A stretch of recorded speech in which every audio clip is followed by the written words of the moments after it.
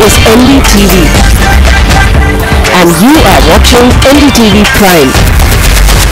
Go.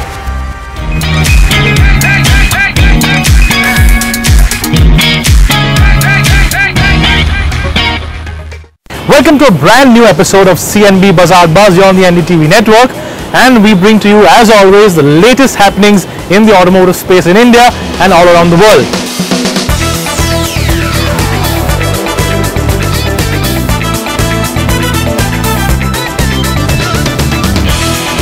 Let's start today with a brand new SUV.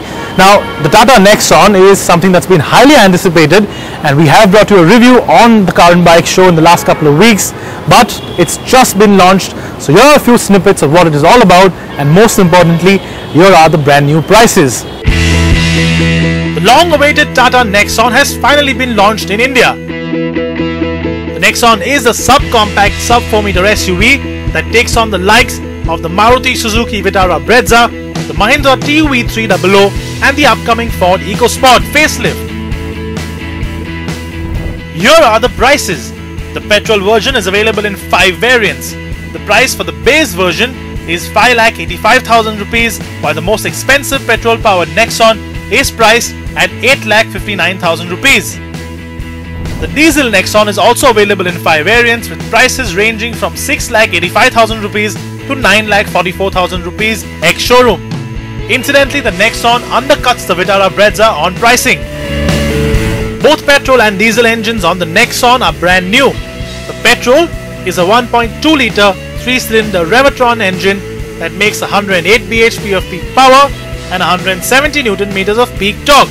This engine is essentially the turbo version of the 1.2-litre petrol engine available in the Tigor and the Tiago.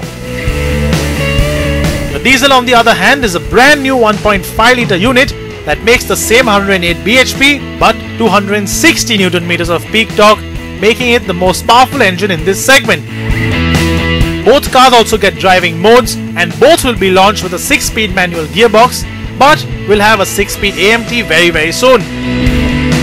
The design of the Nexon is new too and has some really cool bits like the white accent pieces and the two-tone grey roof.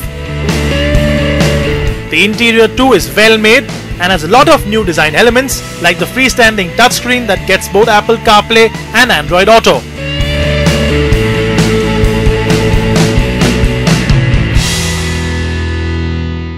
Now that's definitely one of the most exciting launches from Tata Motors in recent years, and it's possibly one of the largest, biggest and most important launches of the year for us.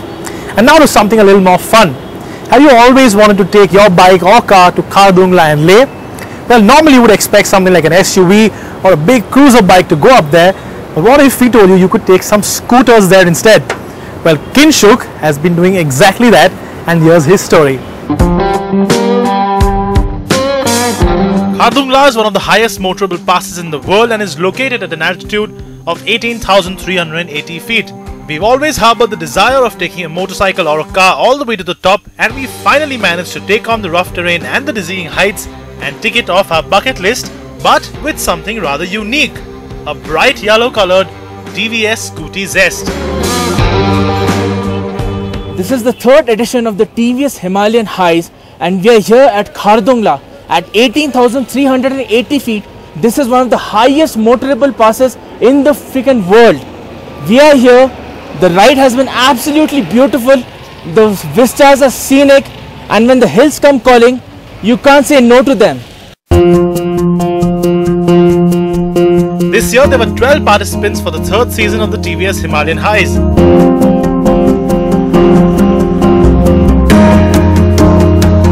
The distance from Leh to Khardungla is barely 40 kilometers, and the journey is absolutely breathtaking.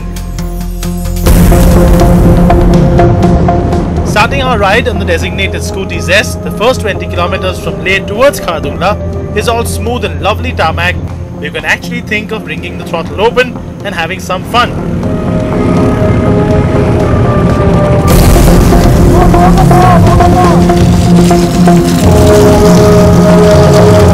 It is the last 15 odd kilometers to the pass though that is the stuff that nightmares are made of.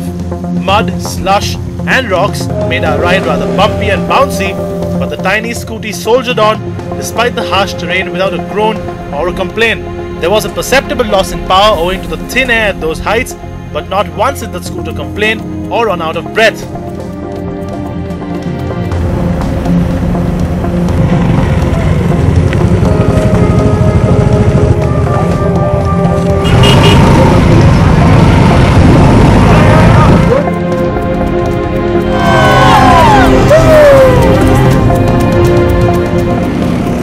The ride down proved to be a tad tougher than the ride up, and that is only because one cannot use the engine braking to control the speed of descent, as the TVS Zest is an automatic scooter.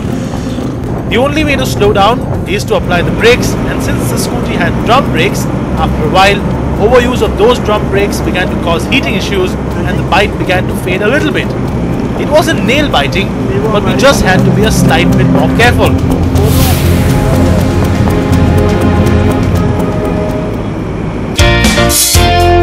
Upon reaching Leh, everyone was dead tired, but there was of course a hint of joy in the air. High fives were passed all around, and it was evident that all of us had completed the ride of our lives and made some amazing memories. And as always, this trip proved once again that the choice of the ride itself doesn't really matter. That's certainly an interesting way of getting to the Himalayas, isn't it? Now it's time to take a short commercial break, but after that, a brand new petrol engine from Audi in the Q7 and something really exclusive. So stay tuned.